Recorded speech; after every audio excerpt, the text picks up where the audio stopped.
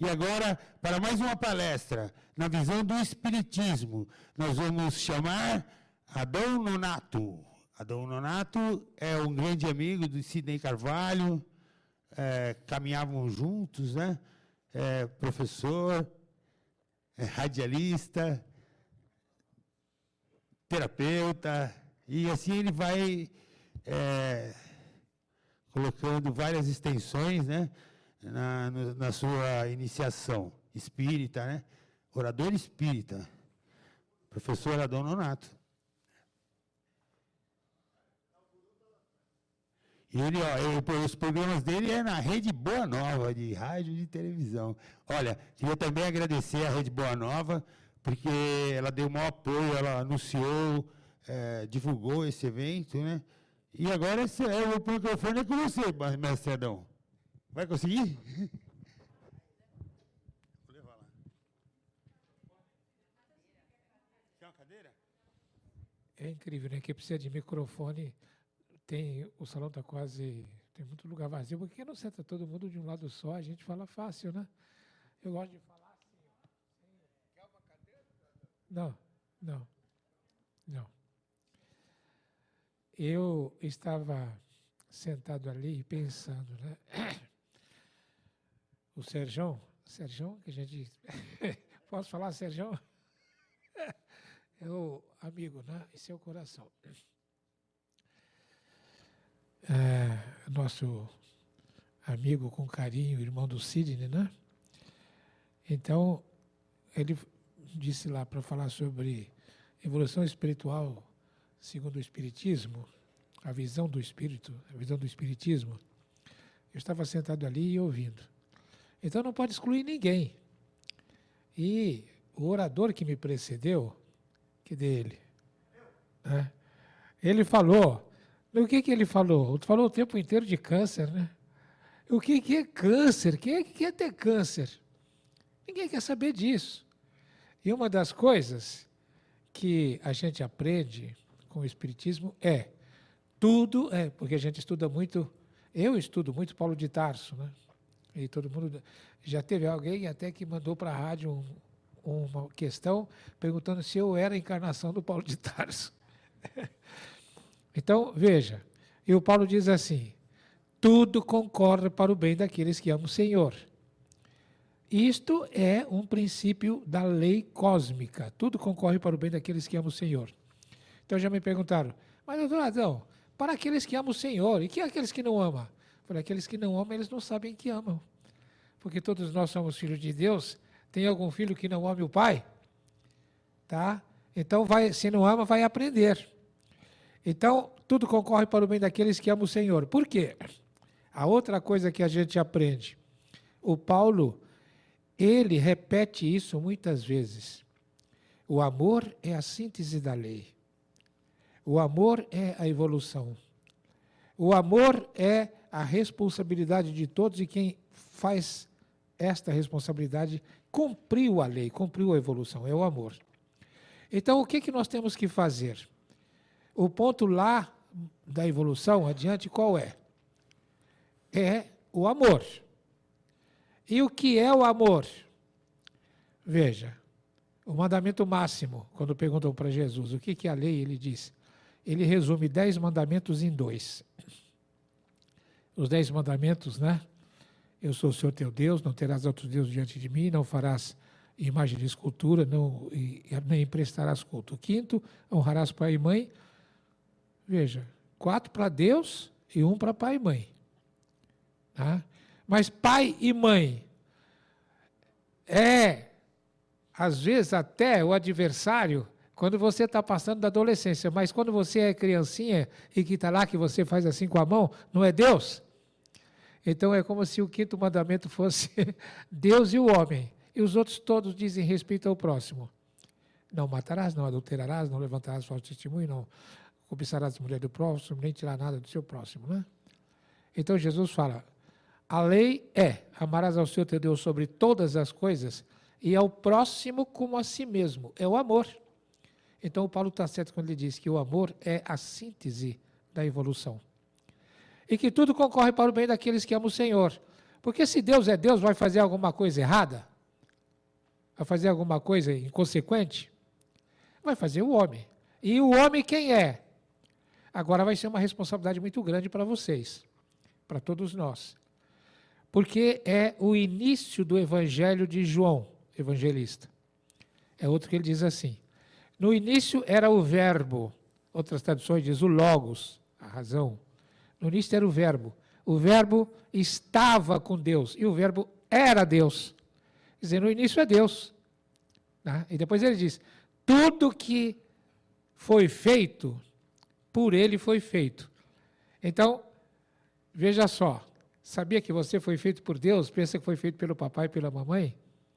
Foi feito por Deus. O que foi feito por papai e pela mamãe foi o corpo que você usa agora. Tá?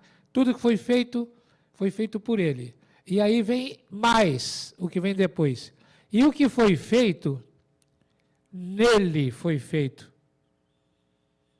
Nele foi feito. Sabia que você foi feito em Deus? Então você é uma partícula de Deus, todos nós somos uma partícula divina. Nele foi feito. O que foi feito, nele foi feito. Então, nós somos uma partícula divina no corpo.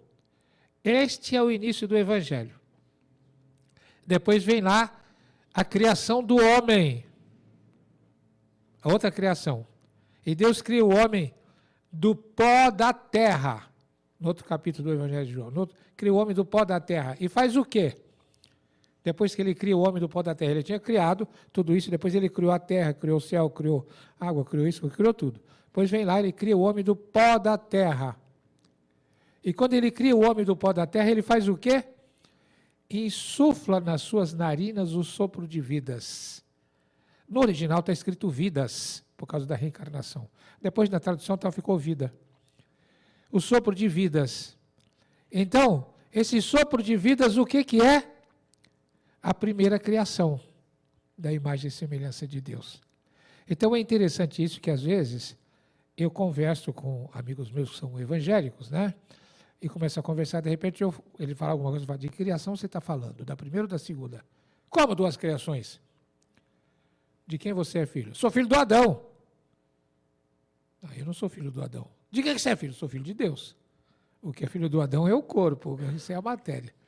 Está lá, insufla nas suas narinas o sopro de vidas, e depois ainda diz o seguinte, tem mais um versículo lá na frente, que a Igreja Católica pegou esse versículo e está no ofício de encomendação dos mortos. Qual é o versículo? Tu és pó e em pó te tornarás. E eu pergunto para esses meus irmãos, você acha que a imagem e semelhança de Deus vai virar pó algum dia?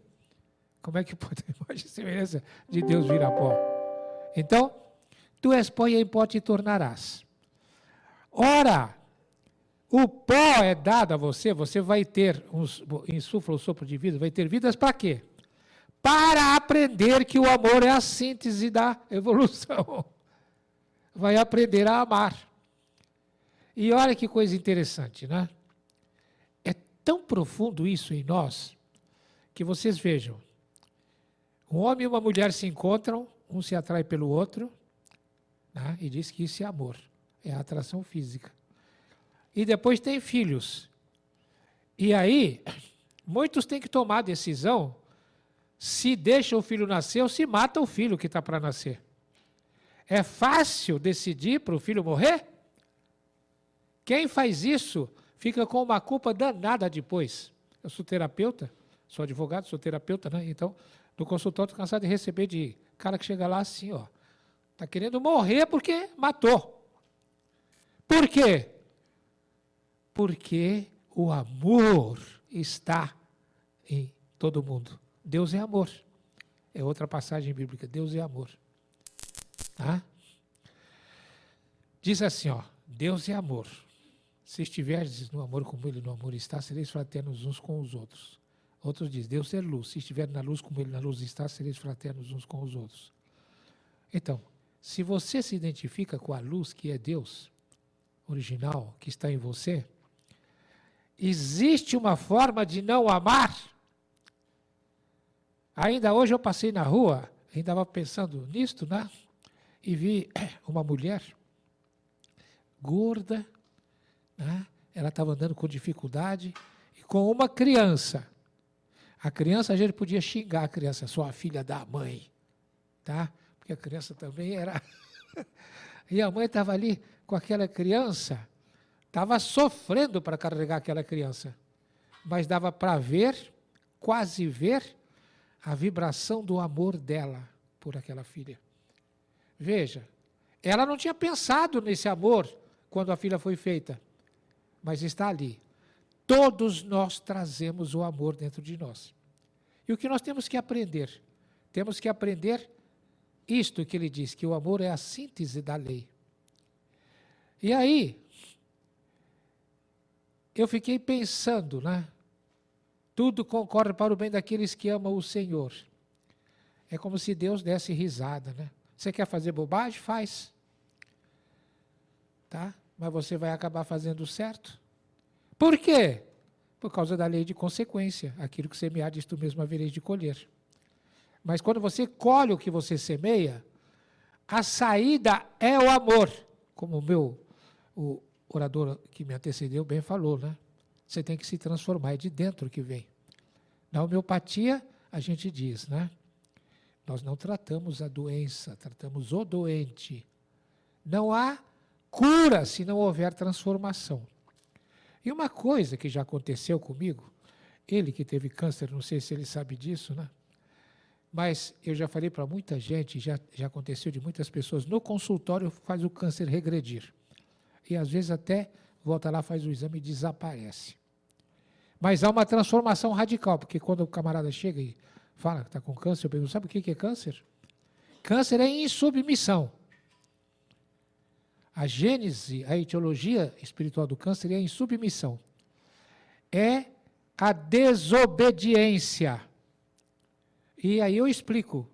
Se você é desobediente, insubmisso àquilo que Deus manda, aos mandamentos, ama o teu próximo como a ti mesmo, ama a Deus sobre todas as coisas, não faça o outro que você não quer que faça a você, tudo que você quer que faça para você, faça para o outro. Tá? Tem uma série de regras que nós temos que obedecer. Se você tem essa obediência, você não vai ter câncer. Se você não tem câncer, aí eu faço o que eu quero. Eu quero isso, eu quero aquilo outro, e fica fazendo o que você bem entende, o que bem dá na cabeça. De repente, o que acontece? Vocês sabem o que é uma célula? Célula é o que é chamado em física quântica, ou se não em mentalização quântica, né? Mente quântica, de elemental consciencial. A célula é como se fosse um ser humano, como se tivesse consciência. Então, a célula sua, compreende? Ela tem que fazer o que você quer, como você tem que fazer aquilo que o Paulo também diz. Nós somos células do corpo do Cristo e membros uns dos outros. Você é célula do corpo do Cristo e vai fazer diferentemente do que o Cristo quer? Difícil, né? Então, quando faz diferente, faz numa encarnação, faz noutra, é aquele cabeça de parafuso. Até que chega um momento em que uma célula, que é o elemental consciencial, você já imaginou uma célula em você? Ele tem essa experiência, a experiência dele é riquíssima. Graças a quê? Ele é um irmão nosso, a Deus que está lá. Uma célula diz assim, essa anta onde eu estou não faz o que eu quero, não faz o que o Senhor dele quer. Por que você anda como ele e fazer o que ele quer? Eu não, de jeito nenhum. Não vou fazer o que ele quer. E o que é uma célula cancerosa? Ela começa a se reproduzir diferentemente das outras. E aí, em que ela se torna? Ele que teve câncer aprendeu isso. Você aprendeu também quão destrutiva é uma célula cancerosa, né? Quão destrutiva é uma célula cancerosa? Ela começa a atacar as outras. E veja, ela se transformou numa neoplasia, numa célula cancerosa, um câncer fica ali, e começa a fazer o quê? Começa a atacar as outras. E o que dá para o médico a noção de que você tem um câncer? Quando ele pega o exame e ele vê o quê? Muitas células mortas. Por quê? A célula cancerosa se torna extremamente destrutiva. e mata as outras. Ora, vocês já pensaram o que é uma pessoa que é cancerosa espiritualmente, mas não apareceu ainda na matéria? É aquele que não faz o que Deus quer.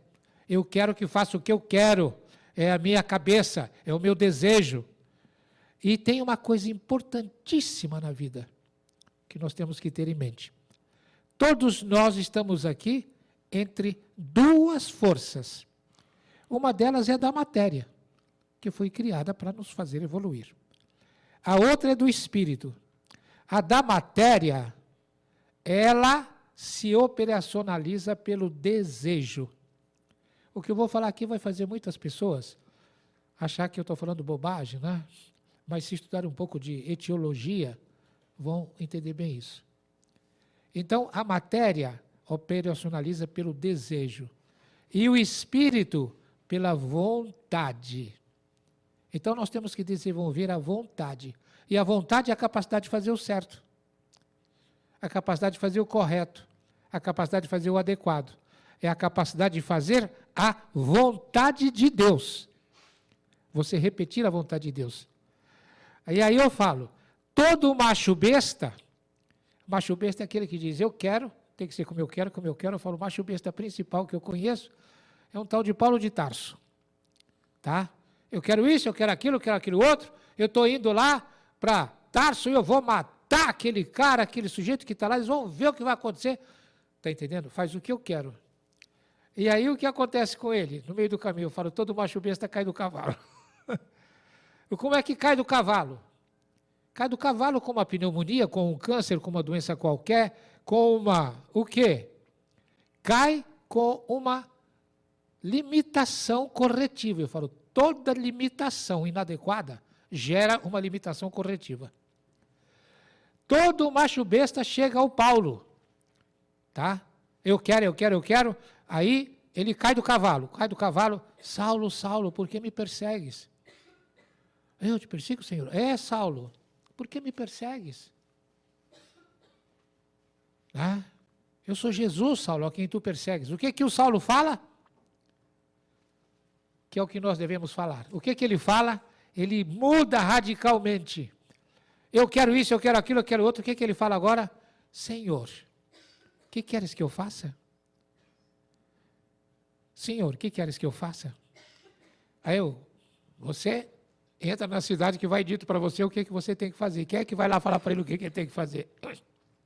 O Ananias, que ele ia prender, ia até matar o Ananias. O Ananias vai lá e fala para ele o que ele tem que fazer. E aí, o que vai acontecer? Ele muda radicalmente, não é mais aquele cara de antes. Ele vai fazer o que Deus quer. Está sempre naquela, o que é que tu queres que eu faça? O que é que tu queres que eu faça? O que é que tu queres que eu faça? Será que nós podemos aprender a falar o que é que você quer que eu faça, Senhor?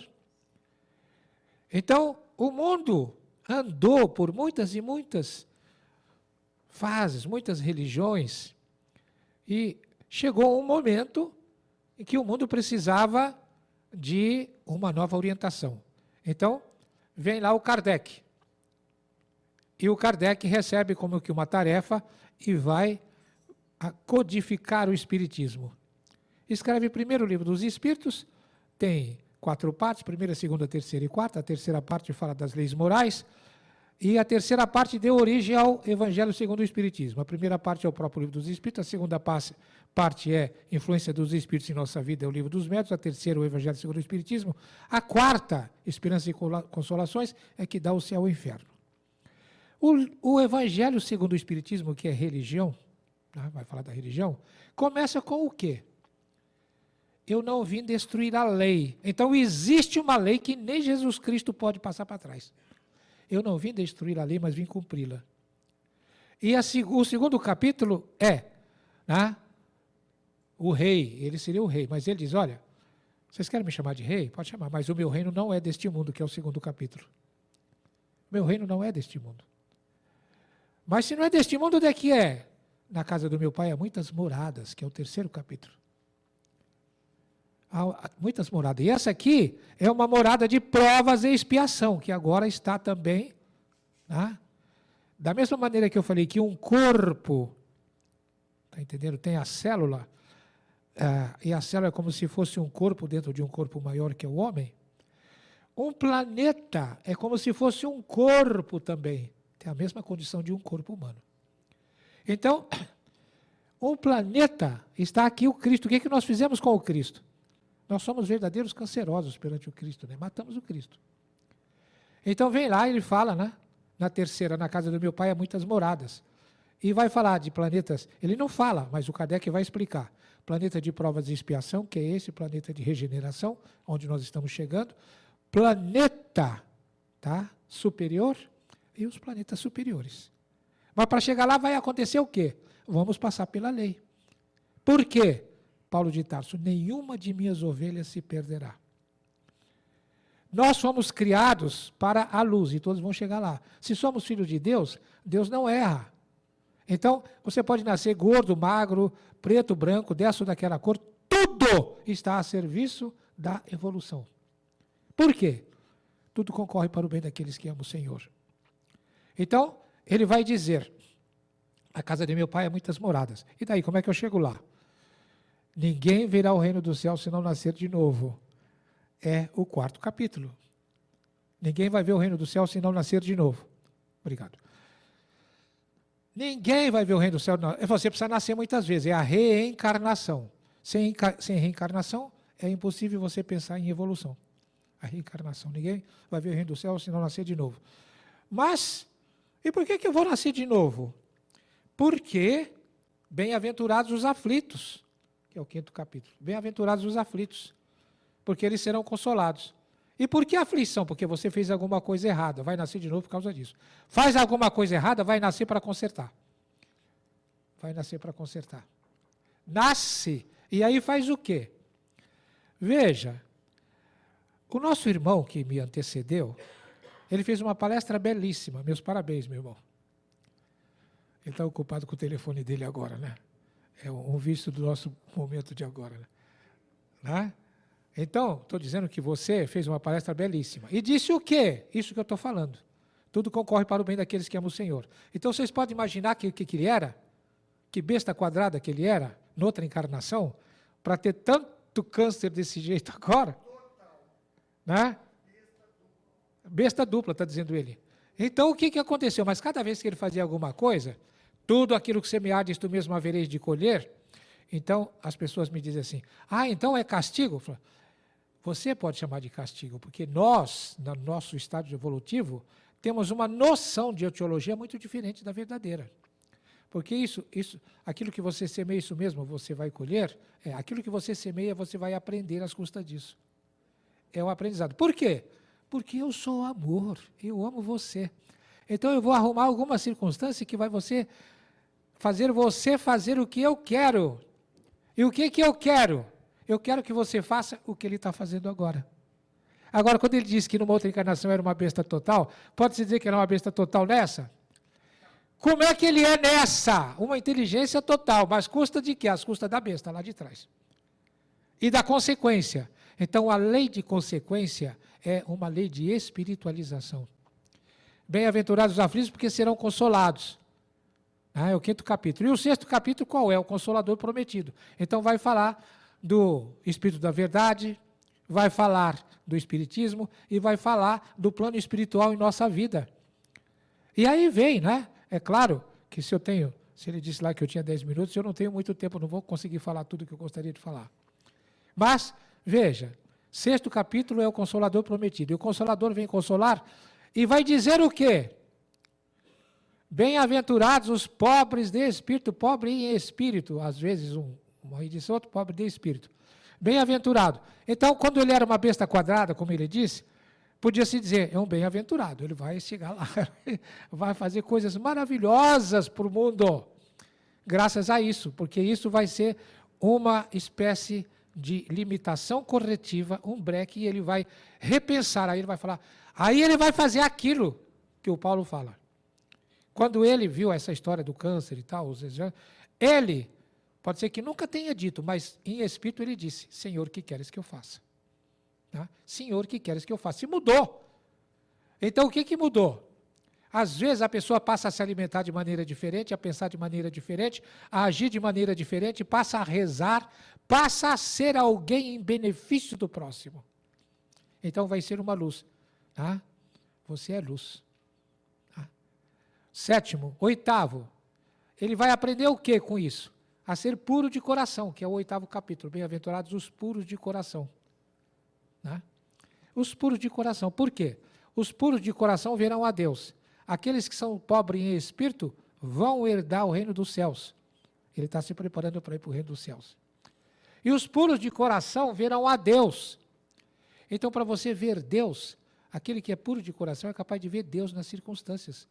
Deus agindo na sua volta. Não vai ficar esperneando. E vem lá o 9º capítulo, que é os bem-aventurados, aqueles que são mansos e pacíficos, às vezes brandos e pacíficos. É interessante, brandos e pacíficos, né? Veja, como é que você vai ser brando e pacífico? Está lá, dá o outro lado da face, anda uma segunda milha, orai por aqueles que vos perseguem.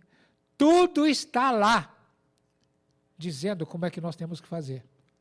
Está lá atrás. Então, o que vem o Espiritismo? Vem explicar aquilo que o Cristo disse. Tá? E depois, se você faz tudo isso, você, bem-aventurados os puros de coração, porque verão a Deus, bem-aventurados os mansos e pacíficos. Puro de coração, você tem pureza de coração, você olha para o outro, seu coração se toca pelo que está acontecendo com o outro. O outro está lá, muitas vezes, o que vai tocar você. A miséria pelo qual o outro está passando. Misere. Cordes é coração. Misericórdias. Então você vai, se tem pureza de coração, vai desenvolver misericórdia. Bem-aventurados os puros de coração, porque serão misericordiosos. Tá? Se você for misericordioso, souber de tudo isso, o que é que você vai estar fazendo? Você vai estar olhando para o seu semelhante, mas vai falar, meu Deus, eu quero amar. Eu quero amar esse semelhante. Você vai amar o seu semelhante. O que é que... Eu quero pedir uma coisa para vocês. Rezem agora, porque está vindo uma vibração tão terrível. Obrigado, Senhor. Obrigado, Senhor. Obrigado, Senhor.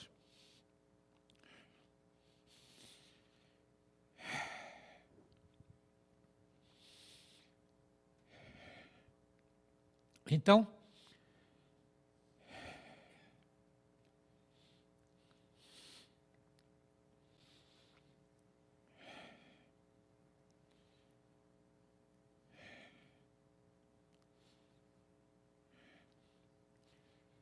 olha só.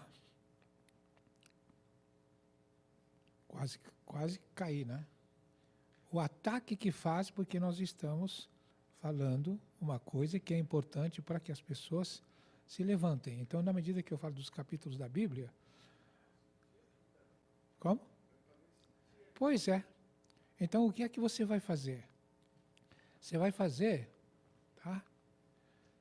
Eu falei que está lá no capítulo Bem-aventurados os mansos e pacíficos, porque serão consolados.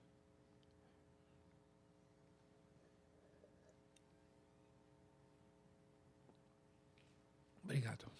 Bem-aventurados os mansos e pacíficos, porque serão consolados. Tá? Bem-aventurados, veja, depois vai falar. Aqueles que são perseguidos, porque eles vão responder como?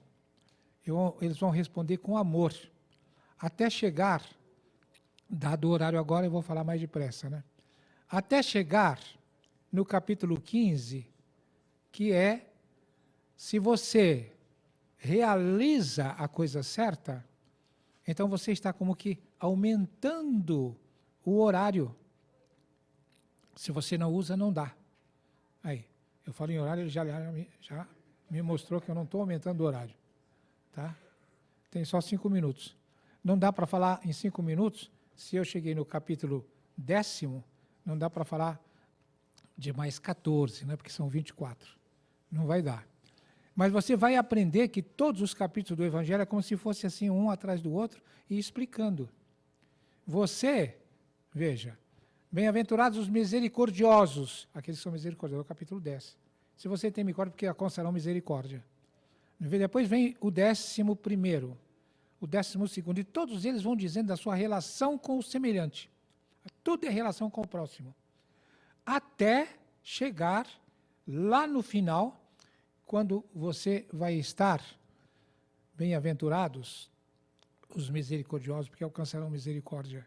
Você vai rezar pelo Cristo, vai alcançar misericórdia, e depois você vai fazer preces. Tem a coletânea de preces espíritas em cada situação.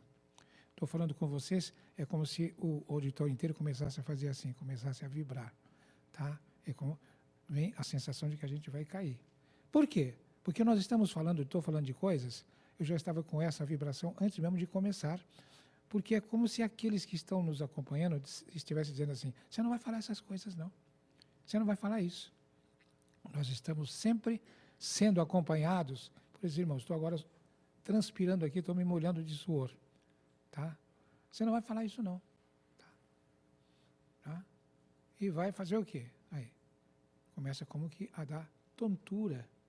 É como se eu não pudesse continuar falando com vocês sobre essas coisas que são de luz, da luminosidade, como se eu não pudesse falar da luminosidade. Por quê?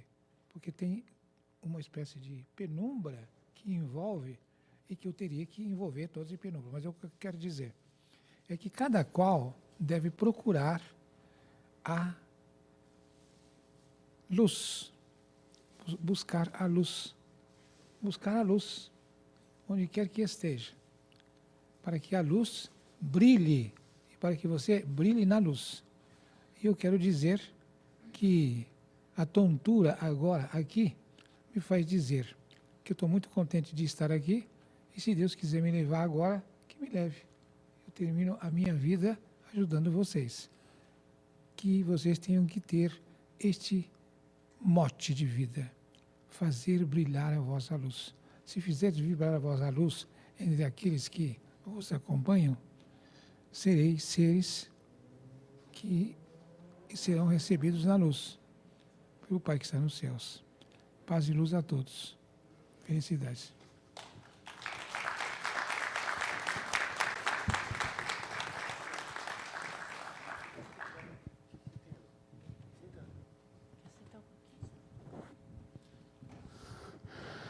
Boa tarde. Mais uma palestra, né? Professora Donato. É um grande amigo de Sidney Carvalho, né? Então a gente entende que é muito difícil para ele falar, principalmente sobre evolução espiritual, né? Não. A gente vai ter um toque xamânico, né? Ele, não precisa não. Espiritual. Ele já está sentindo assim, essas energias desde ontem. Que ele ligou para mim, falando que é alguma coisa que não quer que isso aconteça, porque o Sidney Carvalho realmente era um guerreiro da luz. Ele passou por todas as dificuldades que vocês possam imaginar, inclusive doente. Ele vinha, fazia seminários, fazia as palestras, apresentava, aí tinha que sair, ir até o banheiro, passar a pomada no corpo inteiro, vestir-se novamente para poder voltar no seminário, porque ele não aguentava. Então, a gente está mexendo com energias muito poderosas que conseguiram minar a vida de Sidney Carvalho. Então, isso é de se esperar, né? Que, na realidade, foi minada mesmo. A vida dele foi minada por uma doença chamada psoríase. Ela pegou na pele e depois ela interiorizou. Aí começou a pegar os órgãos. Quando chegou no rim, ele não aguentou mais. Mas ele era um guerreiro. No dia que ele caiu, ele tinha acabado de gravar o programa. De manhã ele foi gravar o programa. Ele nunca parava. O Sidney era uma pessoa, não sei, dedicado, né? principalmente ao universalismo, que era, ele costumava muito falar que a gente tem que andar juntos, né? Independente de sexo, de raça, para construir um mundo melhor. Só juntos nós vamos construir um mundo melhor. Se a gente tiver diversidade, então a gente não vai conseguir. E o professor Adão Nonato fala sempre que evoluir é andar para trás. Porque, por exemplo, quando você alcança um nível de evolução, você tem que voltar para ajudar os que vêm vindo. Não adianta, não é pensar que vai evoluir. Não adianta nada. Então, é isso que... Por isso que tem uma frase que ela é muito bem falada, somos todos um. Então, assim, o evoluir é andar para trás, que se evolui tem que voltar. Vai para lá e vem para cá, né? Sempre puxando. Essa é a escada de Jacó, né? Que vocês leem na Bíblia, anjos subindo, anjos descendo. Mas ele vai se recuperar, que o professor...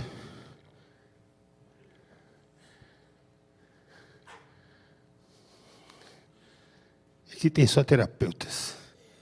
Ele está em boas mãos. Vida Doriana, você conhece a vida? Doriana, você conhece a vida? Conhece, né? Ela estava lá no outro, né? Ela com a turma, com os ciganos. Então, agora que o Adão já voltou... Ô, Adão, eu roubei uma fala sua, viu, Adão? Professor, eu roubei uma fala sua. Eu falei que evoluir é andar para trás. Lembra de que é essa fala? Não é sua? Né? Aquele que vem atrás, eu expliquei. Você volta para dar a mão para o outro. Então, a evolução não é só subir. Você tem que voltar também, né? Porque senão... Para vocês terem uma ideia, Jesus,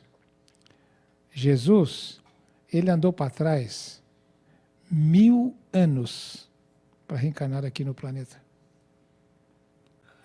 Ele reduzindo a vibração dele para vir aqui nos ajudar. Jesus. E muitos autores dizem que Jesus não é o Cristo. O Cristo é uma entidade que já teria feito uma evolução de tal maneira que quando Jesus foi batizado, desce sobre ele uma luz e uma voz do céu diz assim: este é o meu filho bem-amado, no qual tenho posto toda a minha complacência. A luz que desce não é Jesus, é o Cristo. A partir daí que ele passa a ser Jesus Cristo. Porque aquela entidade que desce e que toma Jesus, Jesus é o médium do Cristo. Se Jesus precisou reduzir a vibração dele 1000 anos para nascer aqui, imagine o Cristo. Aí ele passa a ser Jesus Cristo. De tal forma que quando vem logo a primeira festa, as bodas de Caná, Maria vem e fala com ele: filho, eles estão passando por uma sinucazinha aí. Eles não têm... o que eles não tinham lá? Não tem vinho, né? Ele diz assim: mulher, ele não fala mãe, ainda não é chegada a minha hora. E ela vai e fala: fazei tudo o que ele vos disser. E eles fazem. Aí ele transforma a água em vinho. É porque naquele momento já era o Cristo. E aí o Cristo passa por esta missão o tempo inteiro com Jesus, e no fim Jesus é crucificado. Quando é crucificado, corre o sangue dele, leva aquela lancetada no coração, acontece uma tempestade. Cai um raio e rasga o véu do templo, porque a partir daquele momento não ia ter mais segredo. Não ia mais ter coisa velada. Rasga o véu do templo. E o sangue do Cristo jorra, porque cai uma chuva. E a terra se abre. E o sangue do Cristo entra no planeta. A partir daquele momento, o Cristo entra no planeta. E nós temos um dirigente de dentro do planeta. Tá? Tem um dirigente de dentro do planeta. E é por isso que ele não briga com o Pilatos, nem com as outras pessoas, ele se deixa crucificar. E o mais interessante é que quando ele é crucificado e cai, e cortam o peito dele, rasgam, e o sangue jorra, né? O que foi que aconteceu? Cai um raio que rasga o véu do templo. Ou seja, a partir daquele tempo não haveria mais nada escondido nem velado. E ele vai dizer isso mais tarde, né? Rasga o véu do templo. Porque o Cristo passa a dirigir o planeta de dentro do planeta. É por isso que eu falo que evoluir é andar para trás. O Cristo, ele reduziu a vibração dele, Jesus reduziu a vibração dele aqui, 1000 anos para reencarnar aqui no planeta. Ele reencarna e quando morre, então ele fica dirigindo o planeta de dentro. Ele se transforma na alma do planeta. Então eu costumo perguntar, que célula você é da alma? Você é uma célula perfeita ou é uma célula que traz problemas para a alma? O Cristo, é claro que eu não estou falando aqui só de espiritismo, né? Estou falando de um monte de coisas. Mas a coisa mais importante é nós sabermos que o Cristo, eu vim para que todos tenham luz, tá?